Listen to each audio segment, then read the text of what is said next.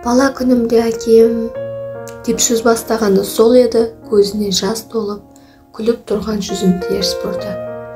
Бөлме біраз уақытқа тыныш болып қалды. Дәл осы уақытта құрбымның ойынан не өтті екен, бізге белгісіз. Көзіндегі жасын сүртіп, үстел үстіндегі суды алды. Мен оның әрекетіне қарап тұрдым. Суды аузына алып бара жатқан сәті есімнен кетер емес. Қолы дірілдеп, суды аузына тигізе де алмады. Суды қайта орнына қойып, әкемді кешіре алмаймын деп жылап жіберді. Бірақ әңгімесін тоқтатпай жалғастырды. Бала күнімде әкем мені үнемі құшақтап ұйықтайтын. Ұйықтар алдында ол менің шашымды тарап, сипап, менің қызым өте сұлу, шашы ұзын, әдемі деп айтушы еді. Сол басымнан сипаушы қолдары үнемі қатты, жарылған, көлік майы жағылған болушы еді. Мен өсе келе өз қатарымнан кем сияқты сезінетінмін. Өйткені әкемнің табысы күнкөріске әсер ететін. Тіпті тұрып жатқан үйіміз әлі ремонт көрмеген. Төбесін жауып кіріп алғанбыз. Бір жылдай жарықсыз, сусыз отырдық. Мен мектептен келіп, тездетіп сабағымды орындап қоюшы едім. Түнде жарық жоқ болады деп. Ол күндерде өтті кетті. Қазір сол уақыттарға қайтып, әкемді құшақтап, рахмет айтқым келеді деп көз жасын сүртіп отқан құрбыма түсінбей қарадым. Мен әкеме жылдар бойы реніш сақтап келіппін.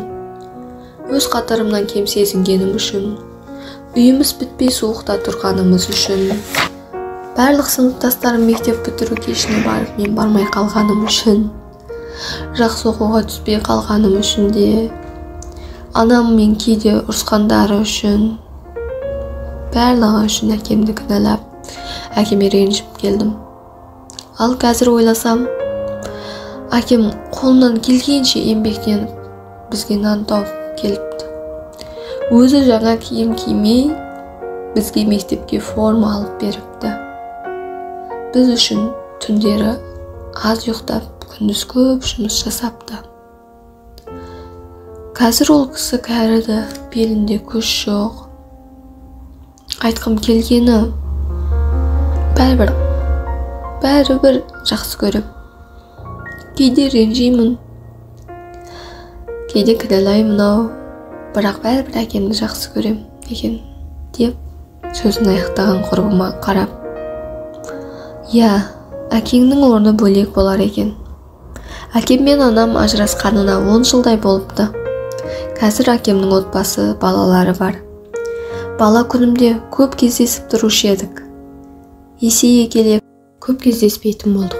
Мүмкін әкемнің шаруалары көбейген шығар деп отқан кезде құрбымның телефоны шырылдап қалды. Екеуміз де кім екен деп үңілдік.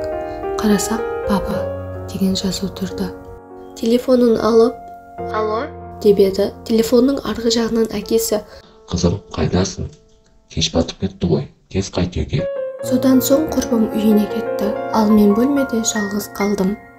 Өз ойыммен өзім қалып, ойымнан мың түрлі ойлар өтті. Әкеммен өткен балалық шағым есіме түсіп кетті. Ол вақыттары өте бақытты едім. Әкемді көрмегелі біраз болды. Қатты сағындым. Әкемді көрсем, жүгіріп барып, мойнына асылып, әкешім, сізді қатты сағындым деуші едім.